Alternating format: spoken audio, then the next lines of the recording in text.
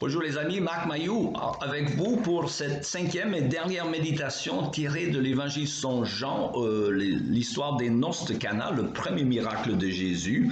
Je vous rappelle les circonstances, un jeune couple sans doute qui a invité Jésus au mariage, Jésus et ses apôtres, et il tombe en panne de vin.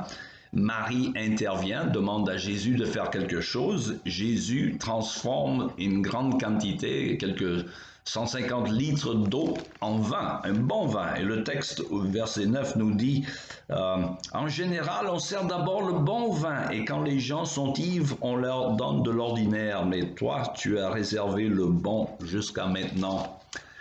Et l'autre texte que je voudrais lire dans le livre des psaumes, Psaume 34, seulement le verset 9. Goûtez et constatez que l'Éternel est bon. Oui, heureux l'homme qui trouve son refuge en lui. Voilà, fin de la lecture. La Bible utilise, mes amis, toujours un langage sensoriel pour nous aider et de parler de Dieu, enfin pour parler de Dieu et nous aider à comprendre. Le psaume 34 nous invite à goûter pour voir que le Seigneur est bon. Et cela n'est pas une simple abstraction. Dieu veut que l'on expérimente ses bontés par nos sens. La foi, je répète, n'est pas une affaire de suivre des règlements ou un régime d'ascèse, mais de savourer la bonté de Dieu. Il nous donne déjà ici-bas des indications des plaisirs qu'il réserve pour ceux qui l'aiment. Alors pensez à tous les plaisirs sensoriels légitimes de la vie, le bruit d'un rossignol, la musique d'un concerto de Mozart, l'odeur d'un parfum de fleurs, le goût savoureux des fromages de chèvre, des Cévennes, la texture soyeuse de la peau de ma femme, enfin c'est le vu d'un paysage magnifique. C'est Dieu qui nous a créés pour tout cela et encore beaucoup plus. Et c'est le but ultime de la vie, même s'il faut parfois mortifier la chair ici-bas pour notre bien ultime. Le but, c'est d'arriver à la fête, aux noces de l'agneau. Et donc, nos ascèses sont temporaires, mais les joies que Dieu réserve aux siens sont éternelles.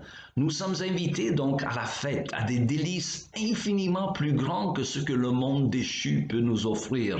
Nous pouvons déjà ici-bas expérimenter le vin de la bonté de Dieu, goûter, si vous voulez, la paix du Seigneur quand on marche avec lui, la joie et la paix qui dépassent toutes circonstances.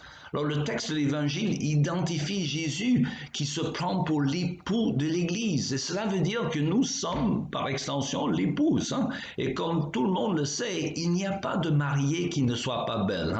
Toute femme dans toute culture en habit de noces est ravissante. Revêtue de notre habit de noces fourni par le sang purificateur de Jésus, nous sommes tous beaux devant Dieu. Mais nous sommes aussi comme les mariés des noces de Cana en ce que notre erreur de calcul en calculant mal la quantité de vin qu'il fallait pour la fête, nous allons quand même recevoir le bénéfice qui vient du travail Jésus-Christ. C'est lui qui fournit le vin, c'est lui qui fournit la joie. Et c'est ça l'évangile.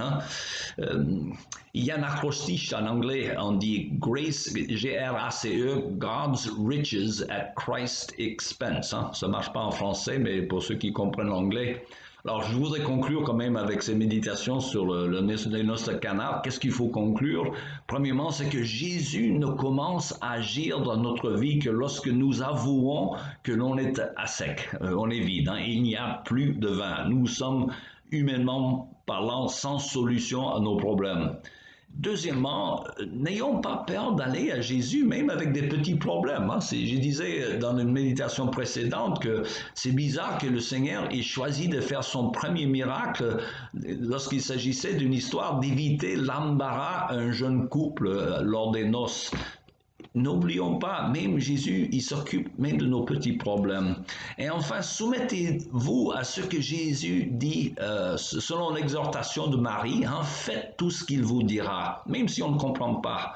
Il en est de même dans la vie. Marie se rappelle sans doute des anges qui lui ont annoncé la naissance de Jésus et un tas d'autres choses que son fils a dû faire en lui rappelant qu'il ne s'agissait pas d'un enfant ordinaire. Elle savait qu'il était plus intelligent que nous. Il fallait donc lui faire confiance. Je dirais aux célibataires et aux mal mariés, hélas, il y en a, je dis que le mariage parfait nous attend au ciel. Hein. Vous ne manquez rien ici-bas, pour ainsi dire. Vous ne manquez rien qui ne sera rendu au centuple dans le royaume de Dieu si vous faites confiance à Jésus-Christ. Le texte de l'apôtre Paul aux Corinthiens 2,9 nous dit « L'œil n'a pas vu ce que Dieu réserve pour ceux qui aiment le Seigneur ». Alors, c'est tout le temps qu'il nous reste pour cette méditation sur les noces de Cana. Il me reste qu'à vous souhaiter une bonne journée et à la prochaine.